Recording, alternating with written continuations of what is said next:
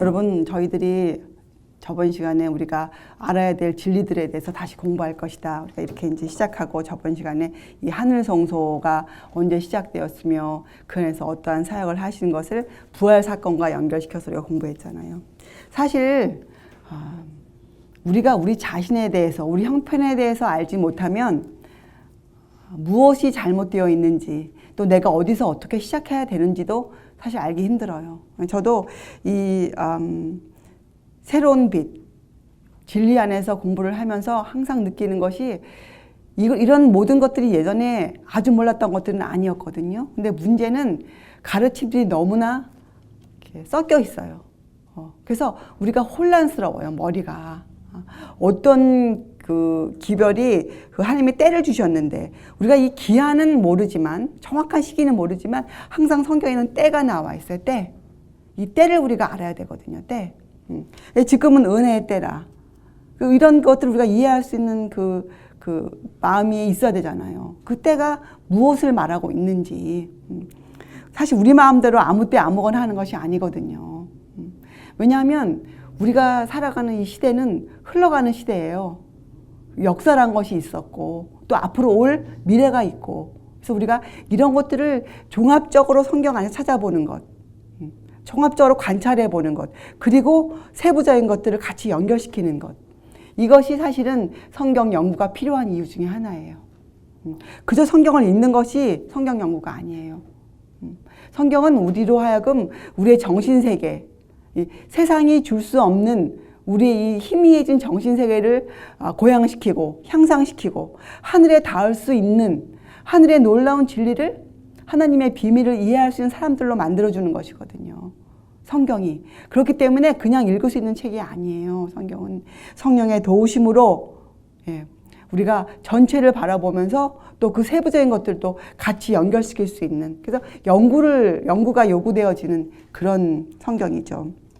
자, 그러면 이 성경에서 우리를 위해서 하신 말씀, 특별히 우리의 시대를 하신 말씀들이 있잖아요. 자, 그것은 특별히 계시록 3장에 이 라오디게아 교회에게 주신 말씀에 보면 잘 나와 있어요. 3장 14절부터 22절. 여러분이 한번 성경을 펴서 그 장을 펴 놓으세요. 계시록 3장. 이건 특별히 우리가 잘 알고 우리의 형편을 짚어볼 수 있는 그런 책이죠. 그런 성경 말씀이죠. 자, 읽어보면 15절에 우리에 대한 진단이 나와 있어요. 우리가 어떻다고요? 차지도 아니하고 덥지도 아니하래요. 우리의 그 영적인 상태가 차지도 않고 덥지도 않다는 진단을 받고 있어요. 근데 이런 걸 읽을 때 여러분 마음에 나는 아니야. 이것은 배우는 자의 겸손함이 아니에요. 여러분, 솔직히 우리가 생각해서 여러분이 아무리 열심을 내어도 지금 여러분의 열심이 지금 미치고 있습니까? 아니잖아요. 그렇기 때문에 우리는 아직도 배우는 자의 그 겸손함을 갖고 있어야 돼요. 그렇구나. 내가 아직도 주님의 눈에는 차지도 않고 덥지도 않은 뜨뜻미지근한 상태로 보여지고 있구나. 어찌할꼬. 이것이 우리의 자세죠. 자, 그래서 결국에 예수님이 만약에 너희가 이 상태를 계속 고집하면 어떻게 하시겠다고요? 우리를 토하여 버리겠다. 이게 성경에 어떻게 나옵니까? 마태복음 7장에 내가 너를 도무지 알지 못하노라. 도무지 알지 못하노라. 자, 그래서 예수님께서 그때부터 진단과 약을 주세요. 자, 우리의 또 그 같은 형편이죠. 이 차지도 않고 덥지도 않은 형편이 어떻게 어디서 기인되었느냐, 그렇죠? 그것을 살펴주세요. 그러니까 어떻다고요?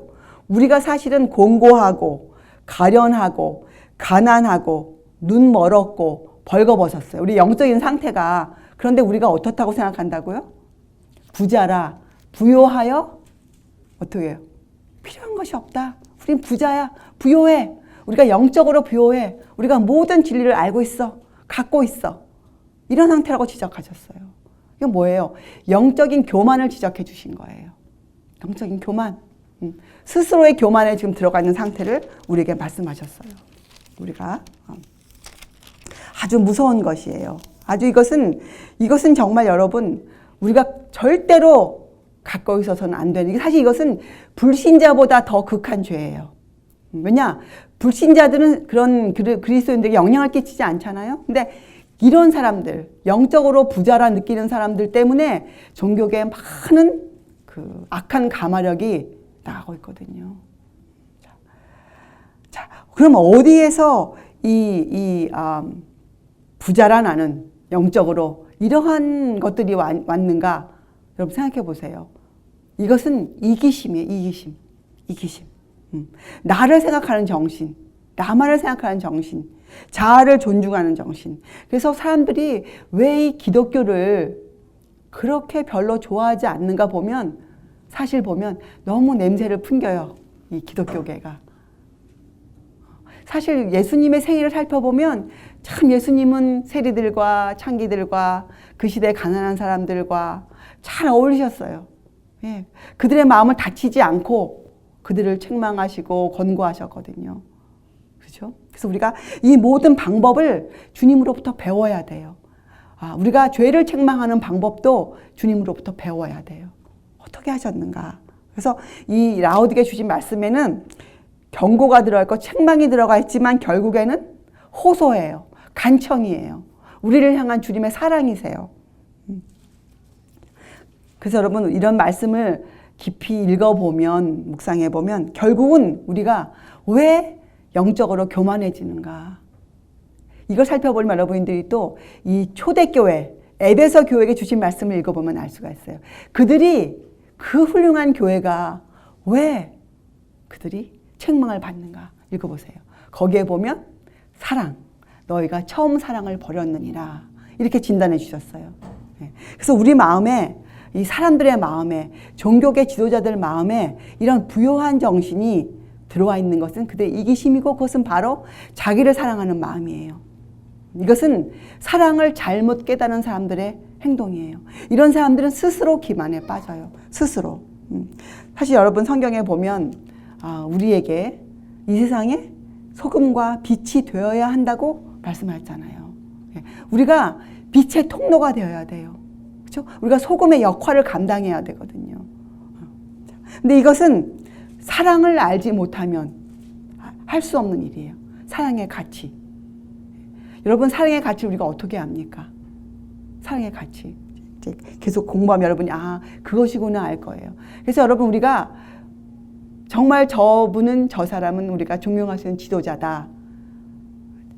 참 아니구나 하는 것들을 구별하는 표준이 여러 가지가 있지만 그 중에 가장 확실한 것은 무엇이냐? 저 사람에게 영혼을 위한 진통이 있는가? 영혼 때문에 애달바하는 마음이 있는가? 우리가요, 이 영혼의 가치를 알게 되면 누구를 함부로 판단하거나 누구에게 함부로 말을 할 수가 없게 돼요. 알잖아요. 그 영혼의 가치. 영혼의 가치를 또 알려면 우리가 무엇을 알아야 됩니까? 전제 조건으로. 죄에 대해서 알아야 돼요. 죄. 왜냐? 그 죄의 무게가 얼마나 극악했으면 우리 주님께서 십자가에 달리셨겠어요. 우리를 구원하시기 위해서. 이게 보통 사건이 아니거든요. 여러분. 여러분과 저는 이런 모든 것을 깨달아야 할 만큼 지금 깨닫고 있지 못해요.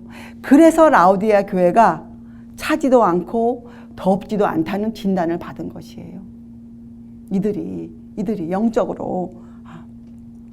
자, 그럴 때 예수님이 주신 것이 있죠. 진단으로. 첫째, 뭘 주셨습니까? 우리가 금이 필요한데 그냥 보통 금이 아니에요. 우리가 필요한 금은 불로 연단한 금. 그렇죠? 그래서 이것은 뭘 상징합니까? 우리에게 믿음이 필요해요. 신뢰가 필요한데 그것은 어떤 믿음입니까? 사랑으로서 역사하는 믿음. 다른 믿음이 아니에요. 다른 것에 기초한 믿음이 아니에요. 사랑으로서 역사하는 그 강권하는 사랑. 그 믿음이 우리에게 필요해요. 자, 그리고 우리가 어떻게 합니까? 주님이 주시는 의의 옷, 흰 옷을 입고 와야 돼요. 여러분, 이 흰 옷도 여러분이 어떤 옷인지 알아요. 이것은 마태복음 22장의 혼인 예복과 비유를 잘 살펴보면 우리가 알 수 있는 의의 옷이에요. 자, 그리고 안약을 사서 우리 눈에 발라라. 이렇게 진단을 해주셨어요. 자, 그래서 지금 이 시대는 자기 사랑이 강한 시대예요. 정말 사랑이 강한 시대입니다. 지금 이 시대만큼 모든 것이 사랑에 대해서 얘기하고 있는 시대는 아마 지금 이 시대일 것이에요. 그런데 성경은 지금 이 시대를 어떻게 해요? 사랑이 식어진 시대라 이렇게 또 얘기하거든요. 불법이 성행하고 그래서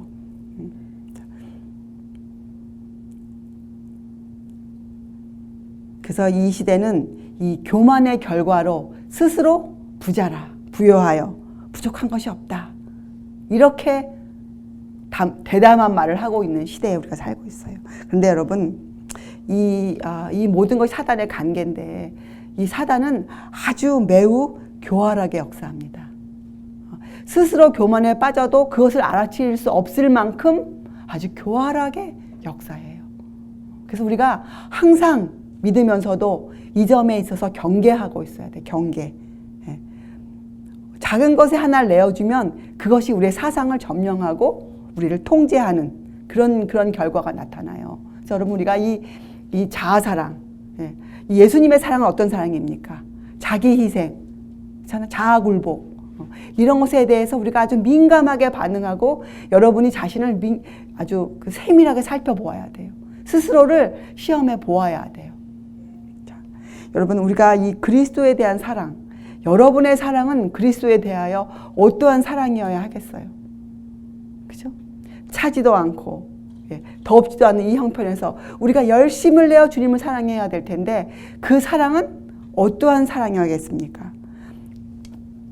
우리가 오늘 강 집사님이 주님 앞에서 표현해내는 그분의 그 마음을 우리가 그 사람의 마음을 보면서 뜨겁다를 느낄 수 있잖아요.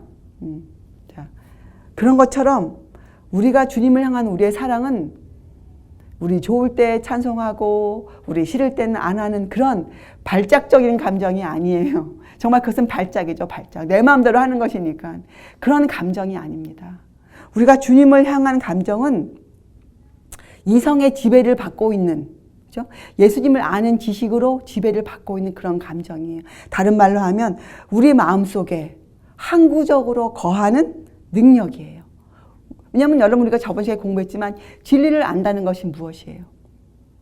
우리가 변화하고 있다는 것이에요. 그 증거가 꼭 있어야 돼요.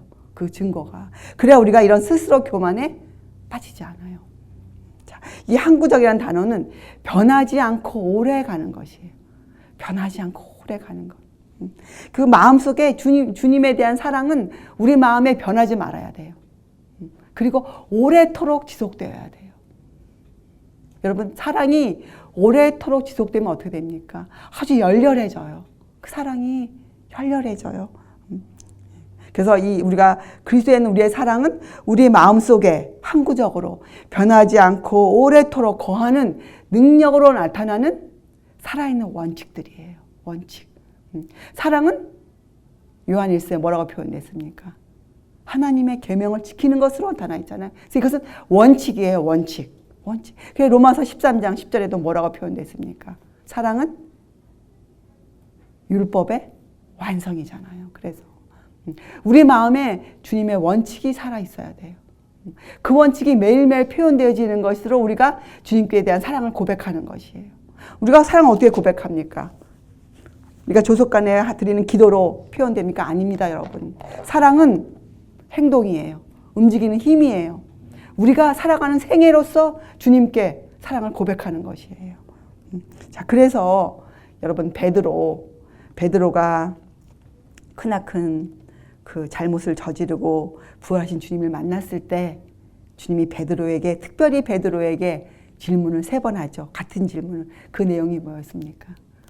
내가 나를 사랑하느냐. 이렇게 3번 여쭤보셨어요. 우리에게도 마찬가지예요. 이것이 우리가 주님의 백성이 되는 단 하나의 조건이에요. 사랑. 내가 나를 사랑하느냐. 주님께서 여러분과 저에게 매일매일 물어보시도록 또 그 음성이 우리의 귀에 들려오도록 우리가 그렇게 살아야 할 것이에요. 여러분 이제 우리가 그럼 성경 안에 우리에 대해서 우리는 누구인가 이 정의를 내려주는 것들이 곳곳이 있지만 아주 간략하면서도 확실하게 우리에 대해서 너희는 이러한 사람들이야 하고 내려준 그 성경절이 있어요. 자, 이번에는 베드로 전서를 한번 펴보세요. 베드로전서. 야고보서 다음에 나와 있는 베드로전서를 여러분이 한번 펴보시고 1장 21절부터 25절까지 한번 저희가 읽겠어요. 자, 베드로전서 1장 21절에서 25절까지는 우리에 대해서 아주 정확하게 알려주고 있는 구절이에요. 자, 너희는, 그러니까 우리죠. 너희는 저를 죽은 자 가운데서 살리시고 영광을 주신 하나님을 그리스도로 말미암아 믿는 자니. 우리의 정의예요. 예. 너희 믿음과 소망이 하나님께 있게 하셨느니라. 너희가 진리를 순종함으로, 근데 또 방법을 주셨어요. 너희가 살아가는 방법, 너희가 진리를 순종함으로 너희 영혼을 깨끗하게 하여 거짓이 없이 형제를 사랑하기에 이르렀으니, 결과가 나오죠. 마음으로 뜨겁게 피차 사랑하라. 너희가 거듭난 것이 썩어질 씨로 된 것이 아니요 썩지 아니할 씨로 된 것이니 하나님의 살아있고 항상 있는 말씀으로 되었느니라. 그러므로 모든 육체는 풀과 같고 그 모든 영광이 풀의 꽃과 같으니 그 풀은 마르고 꽃은 떨어지되 오직 주의 말씀은 세세토록 있도다 하였으니 너희에게 전한 복음이 곧 이 말씀이니라. 여러분, 얼마나 간단하게 설명이 되어 있습니까?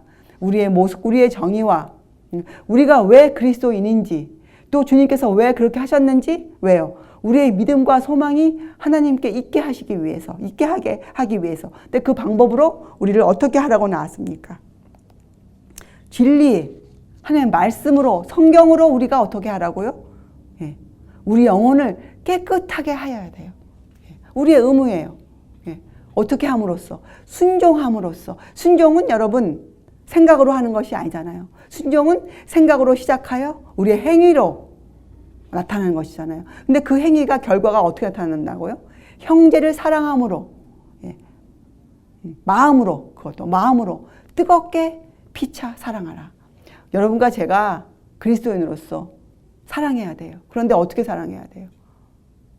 마음으로 어떻게 해요? 뜨겁게 서로 피차 사랑하라.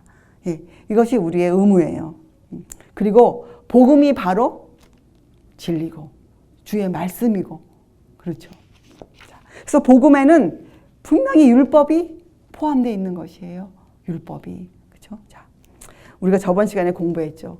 이 부활 사건이 왜 중요한지. 어떻게 해요?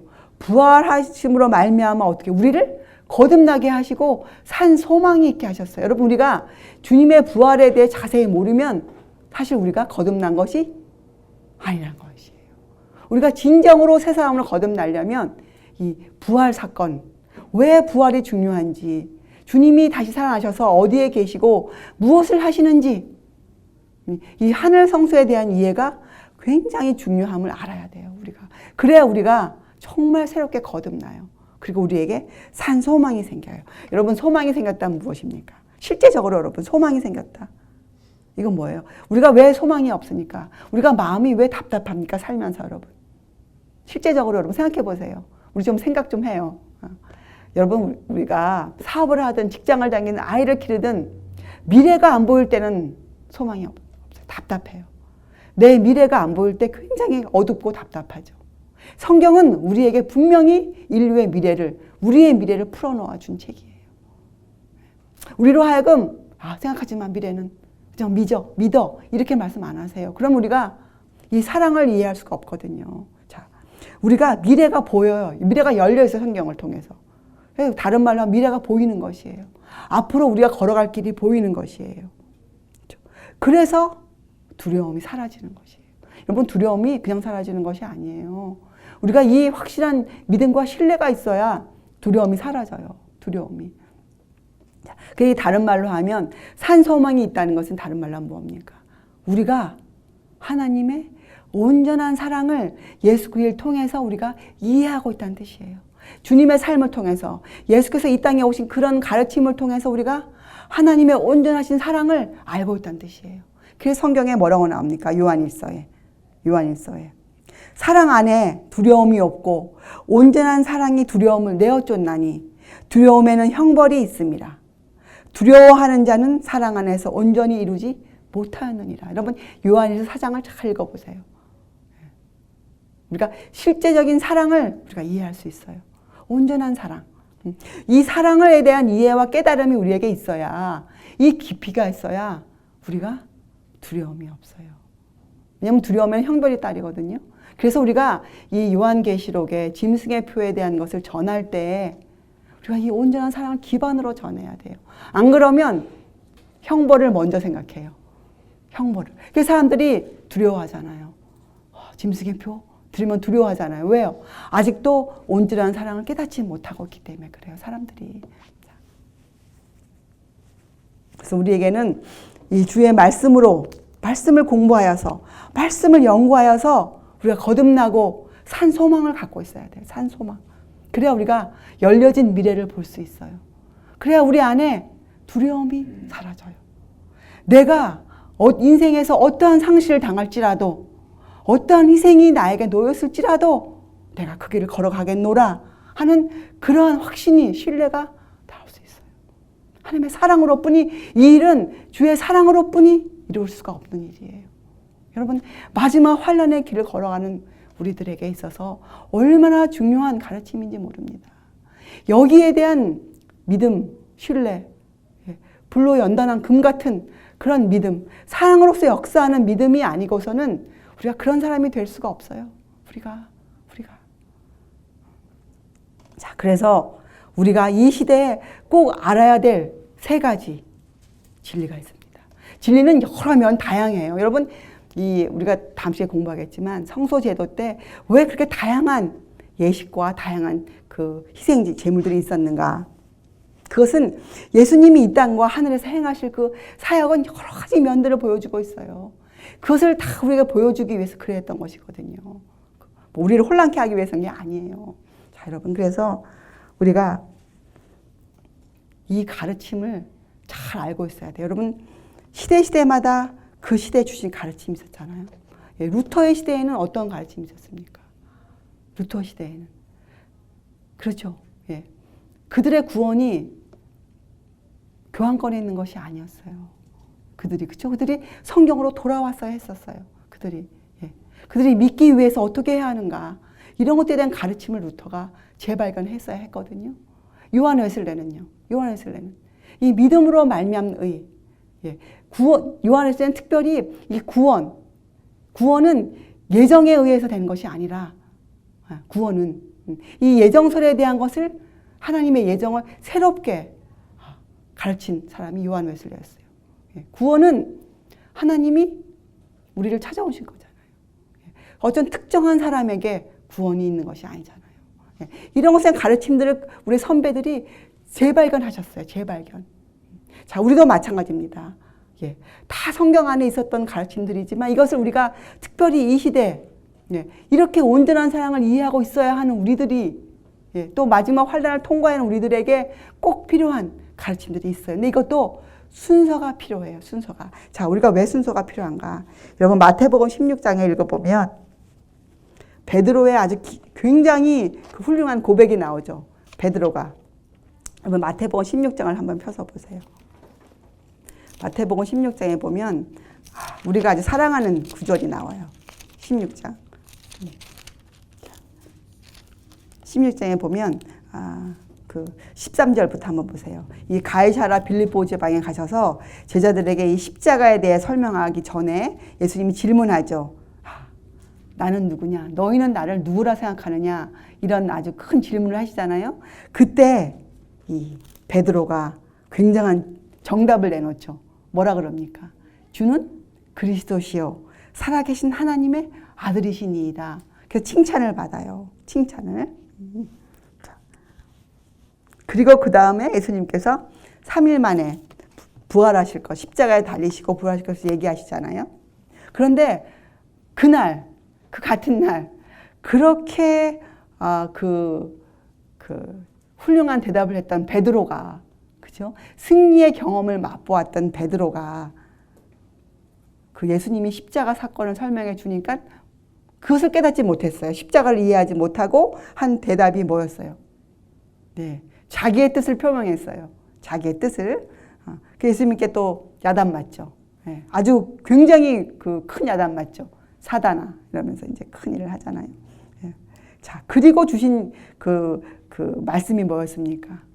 24절에 이에 예수께서 이런 일들이 있었기 때문에 그러한 상황에서 주신 교훈이 무엇이었냐면 아무든지 나를 따라오려거든 자기를 부인하고 자기 십자가를 지고 나를 쫓을 것이니라. 이렇게 설명하셨어요, 여러분. 제가 이것을 가만히 읽어보면서 아, 그렇구나. 우리가 왜 나를 부인하고 십자가는 지는 일에 이렇게 좀 늦은가 아니면 좀 게으른가 아니면 더딘다는 표현이 맞겠어요. 왜 이렇게 더딘가 하고 제가 살펴보았더니 이 16장에서 제가 답을 얻었어요. 우리가 가르침을 성경을 통해서 배우잖아요. 말씀을. 그런데 정말 순서가 필요해요. 가르침을 어린아이가 걸음마를 걸을 때 처음부터 뛰지 않잖아요.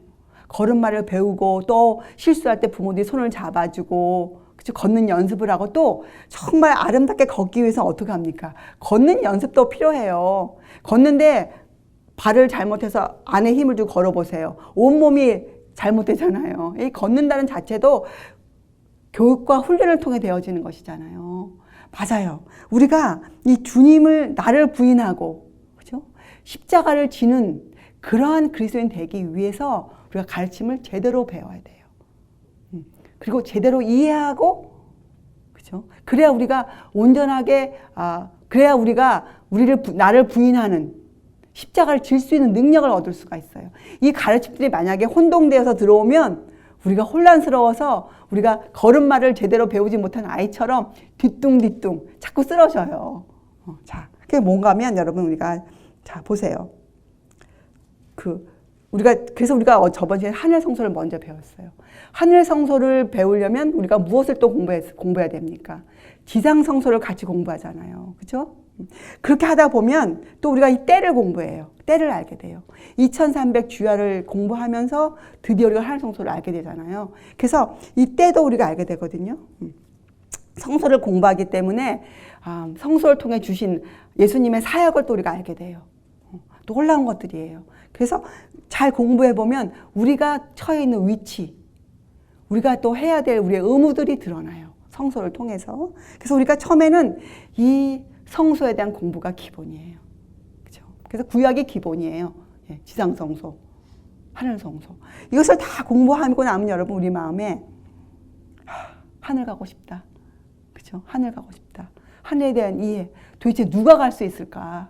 우리의 의무들. 우리는 도대체 무엇을 해야 좋을까? 어찌할꼬. 자, 이렇게 될 때 주님이 주신 것이 있어요.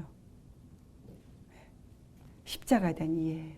그때 우리가 지금 여기 베드로 보세요. 베드로가 많은 것을 주님과 같이 살면서 생애하면서 배웠어요. 교훈 받았지만 그래서 베드로가 고백할 수 있었어요. 주는 그리스도시요 살아계신 하나님의 아들이시니이다 고백할 수 있었어요. 그런데 그가 왜 또 실수를 합니까? 그가 아직까지 십자가를 이해하지 못했어요. 베드로가 십자가를. 주님이 나중에 베드로에게 물어보신 질문이 내가 나를 사랑하느냐? 이것은 결국은 네가 이제 왜 알았어? 왜 내가 십자가에 죽었는지, 너를 살리기 위해서 내가 왜 십자가에 죽을 수뿐이 없었는지 이런 것들을 담고 있는 거예요. 여러분. 그래서 십자가의 구속의 계획, 구속의 경륜은 간단한 이해가 아니에요. 여기에는 굉장한 경계심으로 왜 우리 자신을 잘 낮추고 우리가 주의 말씀을 접근해 가야 되는 문제들이 들어있기 때문에 십자가를 우리가 이해하는 것, 믿음으로 말미암는 의를 이해하는 것, 육체 가운데 계신 하나님, 도대체 그분은 누구신가? 그분이 갖고 계셨던 신성과 인성은 어떻게 해서 그렇게 조화를 이루었는가? 도대체 우리에게 어떻게 해서 신의 성품에 참여하는 자들이 되게 하는가? 하실 수 있는가? 이런 것들은 우리가 십자가를 통해서 배울 수 있는 것들이에요. 십자가를 통해서. 영혼의 가치를 우리가 어디서 배웁니까? 영혼의 가치를. 우리가 죄의 무게를 어디서 배웁니까? 주님이 지신 그 십자가에서만 우리가 알 수 있잖아요. 죄의 무게. 죄의 무게를 정확히 알아야 우리가 영혼의 가치를 알 수가 있어요. 영혼의 가치. 그래야 우리가 주의 말씀 중에 황금률, 나보다 남을 귀히 여길 줄 아는 사람이 될 수 있어요. 자, 우리가 이런 것들을 공부하잖아요. 십자가에 대한 이해.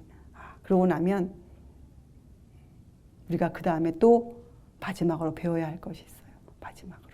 그것은 바로 그러면 하나님께서 이 지구를 창조하시고 이런 구속의 계획을 다 세워주시고 한 그 모든 것에 대한 총체적으로 우리가 배울 것이 바로 하나님의 법에 대한 이해예요. 법에 대한 이해.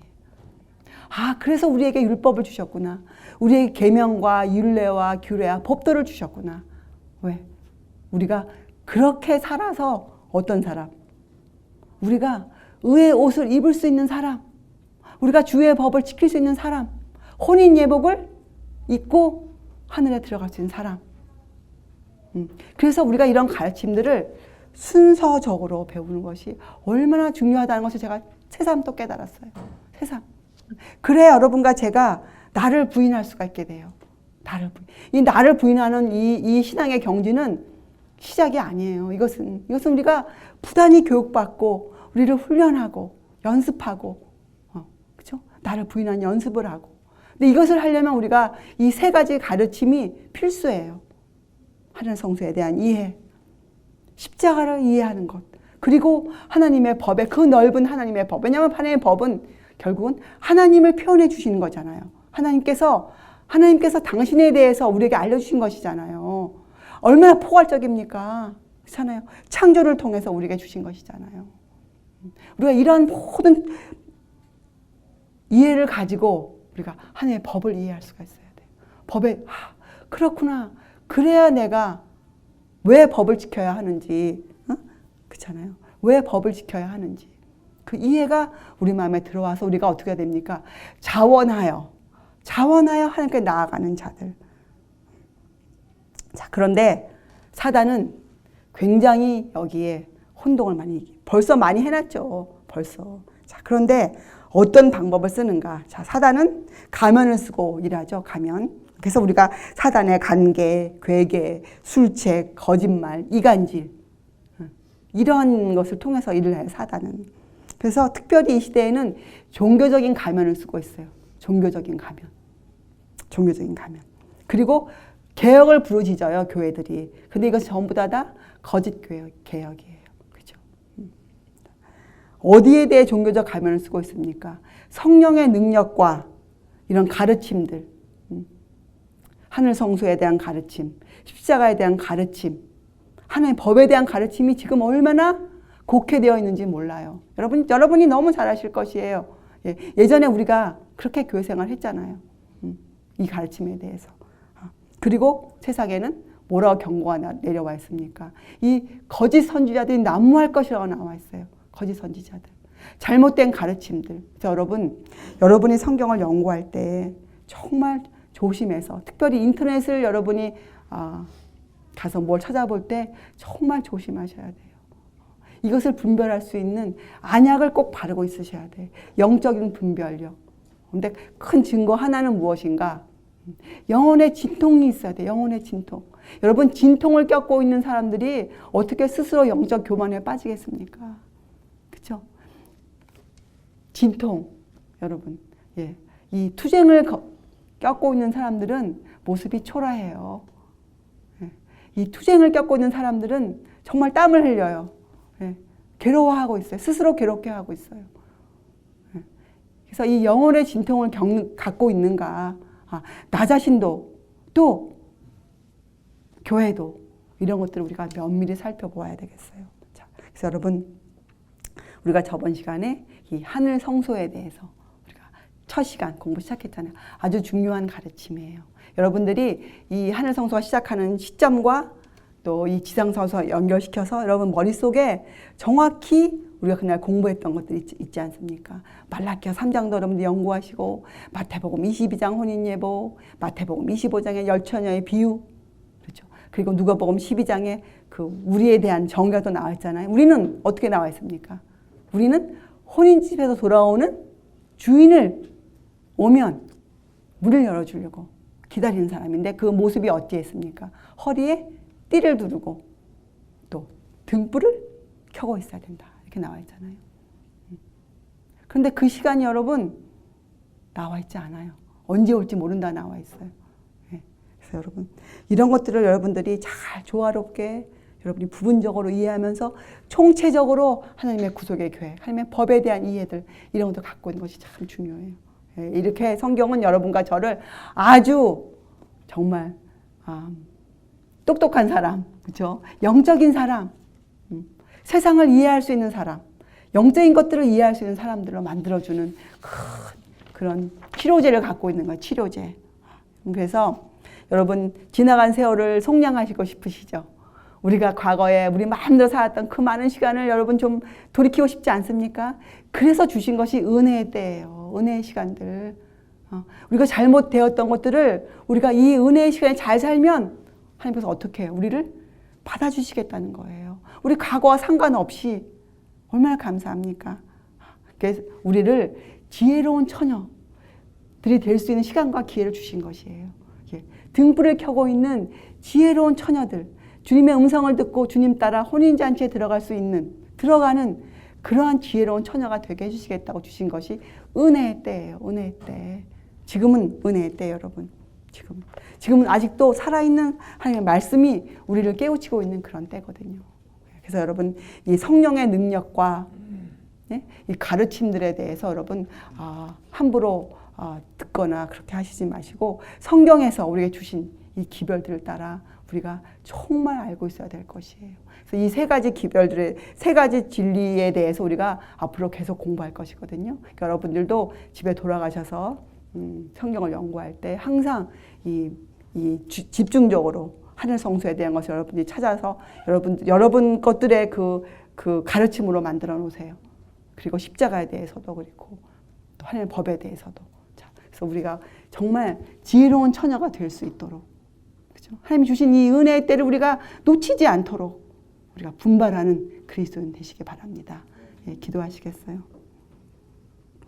하늘에 계신 저희들의 아버지시여, 저에게 책망하시고 경고하시고 그러나 그 모든 것을 사랑으로 우리에게 호소하시는 하나님의 음성에 저희가 귀 기울일 수 있도록 저희가 많은 마음 문을 열고 주님께서 들어와 함께 먹고 마시는 그러한 삶이 될 수 있도록 주님 도와주시옵소서.